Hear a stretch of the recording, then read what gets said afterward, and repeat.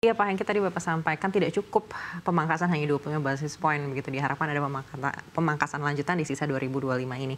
Bapak melihat yang ideal itu berapa besarannya dan kapan waktunya yang tepat? Ya mungkin kalau kita lihatin ya sudah pasti diharapkan di Q3 bisa ya dilakukan lagi pemangkasan ada 25 sampai 50 bips ya.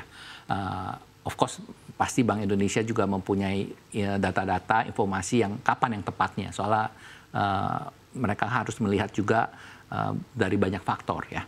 Tetapi kalau saya lihatin memang ekonomi di Indonesia perlu dibantu lah untuk bisa mendongkrak booster itu untuk ekonomi di domestiknya dengan pemangkasan ini ya. Baik, artinya kalau ada pemangkasan nanti di kuartal 3 misalnya, ini kan akan ada lagging lagi, mungkin baru akan terlihat hasilnya di tahun depan. Betul, betul. Jadi makanya ini pemangkasan ini walaupun terjadi sekarang pun biasanya selalu lagging.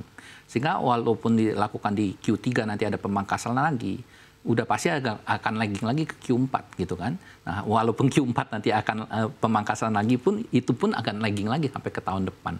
Sehingga memang kita melihat tiap kali pemangkasan itu tidak bisa langsung impact-nya langsung ke market gitu ya.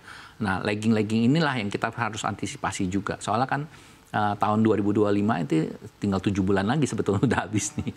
Nah, ini juga yang kita harapkan ya gimana di tahun 2025 ya kita bilang banyak masalah yang terjadi ya, tantangan volatility yang terjadi, tetapi kita bisa menjaganya gimana supaya bisa stabil lah ya.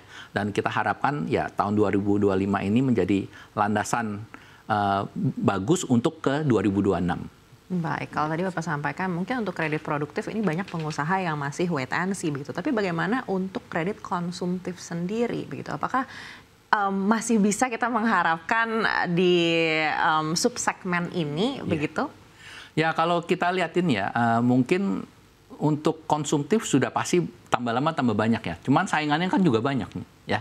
Ada P2P, ada pay later dan lain-lain. Sehingga memang Bank Sampurna pun juga sekarang kita sedang melirik ya, kita melihat walaupun kita UMKM, kita juga melihat apakah kita bisa targetin yang konsumtif juga sebagian. Walaupun ini bukan ekspertisnya kita, cuma kita menyediakan juga lah. Dan makanya kita ke depannya juga mungkin sudah banyak yang dengar kita juga akan masuk ke pay later punya bisnis. Dan cuman ini masih dalam tahap development ya. Jadi itu perlu waktu beberapa bulan lagi supaya kita bisa sistemnya kita jadi dulu baru kita minta approval ke regulator. Baik, boleh berikan gambaran Pak seperti apa nantinya bisnis pay later di Bank Sahabat Sampurna ini? Apalagi kita tahu juga segmen pay later ini kan diminati oleh banyak sekali lini begitu, tidak hanya perbankan tapi fintech juga. Betul. Nah memang kita banyak sekali di Bank Sahabat Sampurna itu bekerja dengan mitra-mitra kita. Ya, kita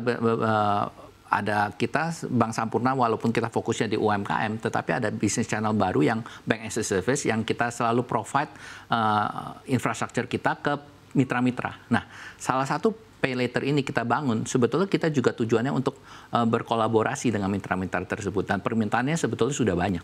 Dan makanya kita tahun ini kita sudah progressing untuk develop. Semoga ini bisa kita dapat bisa berjalan di tahun ini, sehingga kita bisa bekerja sama dengan mitra-mitra itu untuk menawarkan pay later ini sih Bu.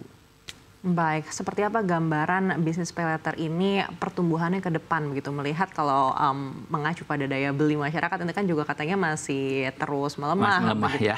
Ya sebetulnya kalau kita lihatin beberapa P2P ya, kebanyakan pay later itu banyak sekali lewat P2P ya.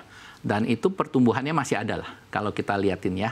Dan kita melihat juga dengan Bank Sampurna bisa memprovide ini ya, hopefully kita ini bisa salah satu diversifikasi lah dari produk yang ada di Bank Sampurna bisa menawarkan. Kalau dibilang berapa besar, ya saya tidak harapkan gede-gede ya, soalnya ini kan bisnis yang baru ya. Sehingga kita bisa harapkan mungkin kalau bisa bertumbuhnya dari semua portfolio 5% aja, itu sudah jauh lebih baik sih gitu.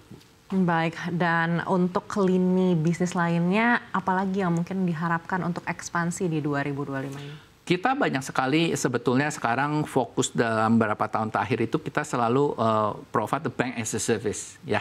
Kita memprovide, kita punya infrastructure kepada mitra-mitra ya. Mitra kita lumayan banyak sih. Mau apakah itu P2P, itu multi finance, koperasi dan sebagainya. Dan itu banyak sekali kita mengenerate fee income dari sana juga, ya.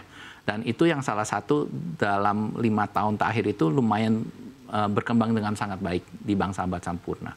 Sehingga kita memang banyak sekali memprovide teknologi lah, digitalisasi yang kita bisa lakukan lewat API sehingga itu bisa membantu mitra-mitra kita ke depannya juga sih. Baik, dengan sebanyak itu tantangan yang ada di 2025 ini, Bapak melihat seperti apa profitabilitas Bank Sahabat Sampurna hingga akhir 2025? Ya, memang profitabilitas kita kalau bisa dilihatin compare sama tahun lalu, mungkin kita bisa lihat bisa sedikit lebih baik ya, cuman tidak bisa baik jauh-jauh.